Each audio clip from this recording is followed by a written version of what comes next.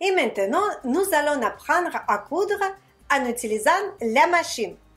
Pour le début, il nous faudra apprendre de piquer bien droit correctement. Pour cela, nous allons prendre les feuilles. Vous prenez les feuilles format A4 et vous dessinez les lignes. D'abord espacées, après moins espacées. Là, nous allons apprendre à coudre les lignes droites. Après, nous allons prendre deuxième feuille où vous allez dessiner le labyrinthe. Grâce à ce labyrinthe, nous allons apprendre à coudre les angles. Piquez bien les angles.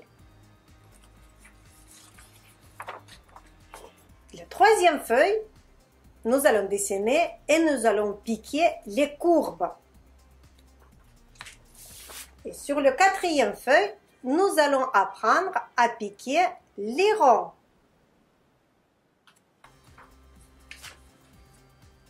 Suite à ça, nous allons prendre le tissu où nous avons dessiné avant aussi les lignes, le petit labyrinthe et les courbes.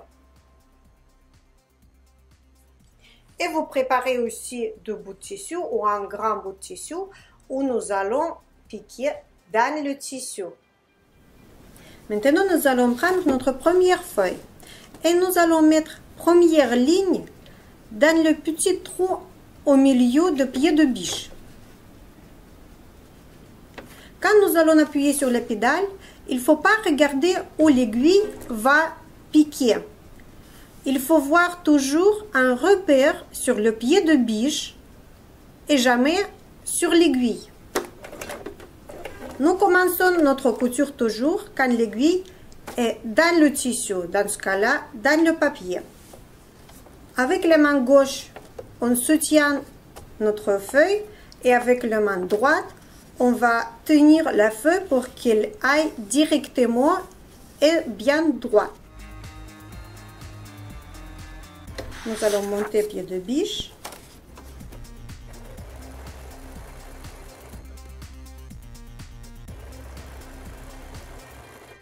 Dès que vous voyez que vous faites les lignes bien droites, vous passez à la deuxième feuille avec le labyrinthe. Ici, nous allons apprendre comment il faudra piquer bien droitement les angles. Si au milieu de la couture, vous voulez vous arrêter, il faut toujours vérifier pour que l'aiguille soit dans le tissu, dans ce cas-là, dans la feuille, pour repartir à nouveau. Avec les mains, vous aidez de piquer l'angle bien dans son coin. Vous mettez l'aiguille là-dedans, vous montez le pied de biche et après, vous tournez la feuille et vous pouvez continuer votre couture. À nouveau, dès que vous arrivez vers l'angle, vous faites le mouvement avec la main. Vous mettez l'aiguille là-dedans et vous tournez la feuille. Maintenant, vous savez bien faire les angles. Et nous allons passer aux courbes. La technique elle est la même. Il faut soutenir la feuille avec deux mains. Et deuxième main, on guide en prenant comme ça. Ici, nous allons faire tout doucement. Il ne faut pas se presser surtout. Hein.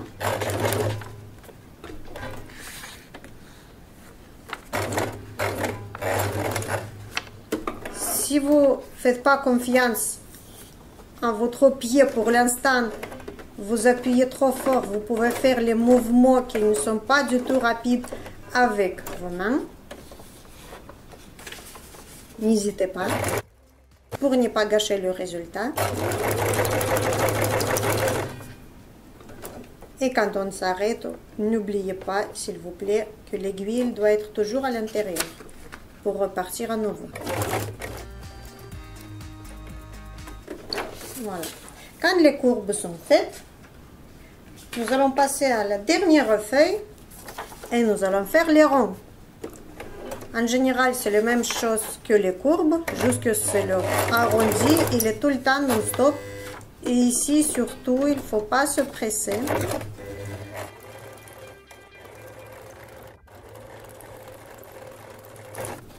Voilà, nos ronds sont faits. Maintenant, nous allons enfiler le fil. Comment enfiler le fil là-haut et dans la canette? Vous pouvez voir dans notre cours les bases de la couture, volume 1. Et le tableau de comparaison fil, tissu, aiguille, aussi vous pourrez voir dans ce leçon. Les bases de la couture, volume 1.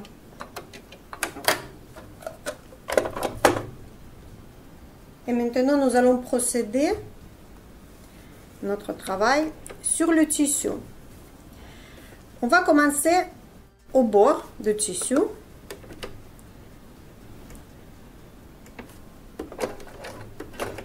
Où on va arrêter notre couture pour qu'elle ne se défait pas. Si vous voulez, vous pouvez appuyer sur la pédale ou au début, vous pouvez faire avec le pied. On fait une marche arrière en faisant 3-4 pas. On s'arrête et on recommence à nouveau. Au début, je vous conseille de faire tourner la machine à la main pour que le tissu ne se fronce pas. Et n'oubliez pas de tenir les deux fils.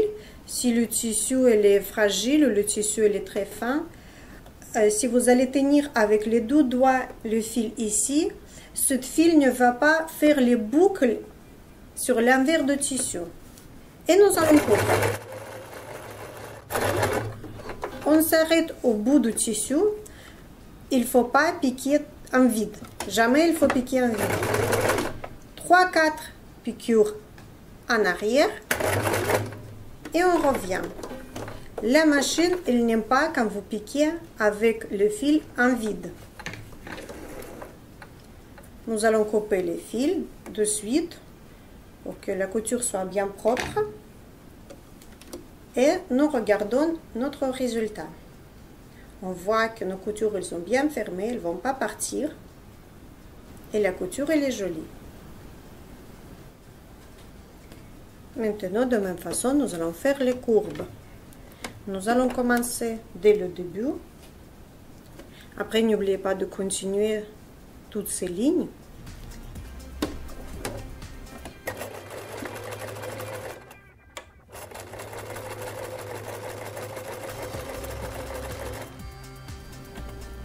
Toujours l'aiguille il est bien enfoncée dans le tissu quand nous voulons s'arrêter de coudre ou tourner le tissu.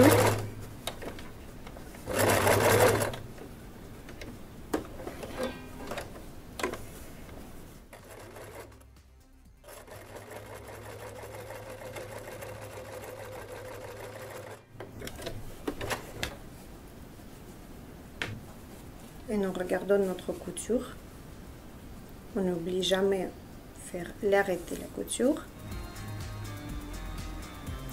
Maintenant, vous êtes prêts à coudre. Le premier point que nous allons faire, c'est le point droit ou le point de piqûre. Dans ma machine, sous le chiffre 2, l'aiguille il est au milieu du pied de biche. Et sous le chiffre 3, l'aiguille elle bouge. Si nous allons changer la position un petit peu à gauche. C'est très pratique en cousant les fermetures glissières.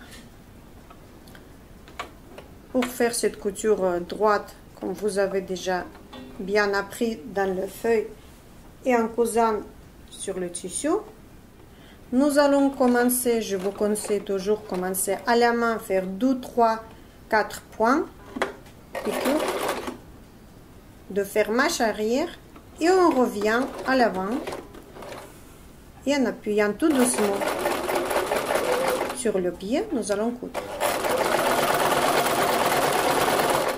N'oubliez pas qu'on ne doit pas regarder dans l'endroit où l'aiguille pique. On doit regarder toujours au milieu du pied de biche où vous trouvez un autre repère. Vous pouvez trouver cette information dans notre cours de couture qui s'appelle Les bases de la couture, volume 1. Et pour finir, Nous allons s'approcher tout doucement vers la fin du tissu. Nous allons faire 3-4 piqûres pour marche arrière et on revient vers l'avant. Ne piquez jamais dans le vide. Quand le tissu est fini, vous vous arrêtez de piquer. Nous devrons couper de suite pour avoir le travail propre. Voilà le point droit. Deuxième point que nous allons voir, c'est le point zigzag. Il y a 3 largeurs dans ma machine. On va choisir 5e position. Et nous pouvons régler la longueur de point grâce à la manette de longueur du point. N'oubliez pas de faire toujours marche arrière pour tous les autres points aussi. Pour changer la largeur, si vous devrez tourner la manette, n'oubliez pas de monter l'aiguille pour qu'il ne se casse pas s'il sera enfoncé à l'intérieur dans les griffes d'entraînement. Et juste après, nous allons commencer à coudre. Si vous voulez changer la longueur du point, aussi l'aiguille doit être là-haut et nous changeons. Nous appuyons et on entre. À nouveau, on monte. Nous allons choisir l'autre largeur et longueur du point encore plus petite. On fait aller-retour et notre couture est finie.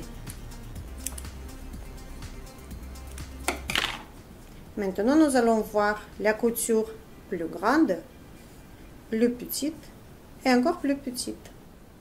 Troisième point que je vais vous montrer, c'est le zigzag piqué. Sur ma machine, il se trouve sous le chiffre 9.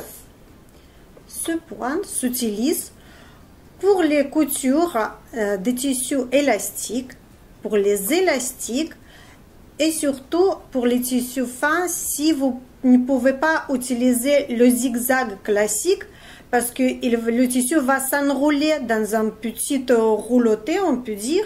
Grâce à ces 3 petits points que fait ce point zigzag élastique, le tissu il reste toujours bien plate.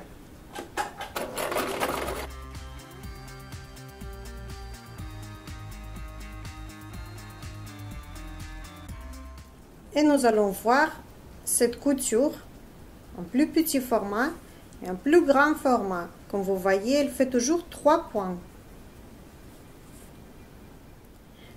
Maintenant, je vais vous montrer un point de surjette qui se trouve dans ma machine sous numéro 17 et 18. Pour cela, il nous faudra mettre le tissu juste à côté du châssis droite de griffe d'entraînement pour pouvoir piquer l'aiguille juste dans une fibre de tissu, ici. Et deuxième position de l'aiguille sera là. Cette couture nous permet de définir le bord de tissu pour qu'il ne s'enfile pas. Au début, je fais toujours à la main pour aider à la machine de commencer la couture.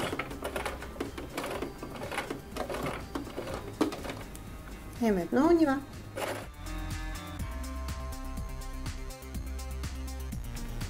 Et on obtient un joli résultat. Maintenant, notre bord, il ne va pas s'effilocher. Encore, je vais vous prendre la connaissance d'un point triple élastique. Il sert bien pour les tissus qui se tirent, pour les tissus stretch. Et il est bien costaud, ce point.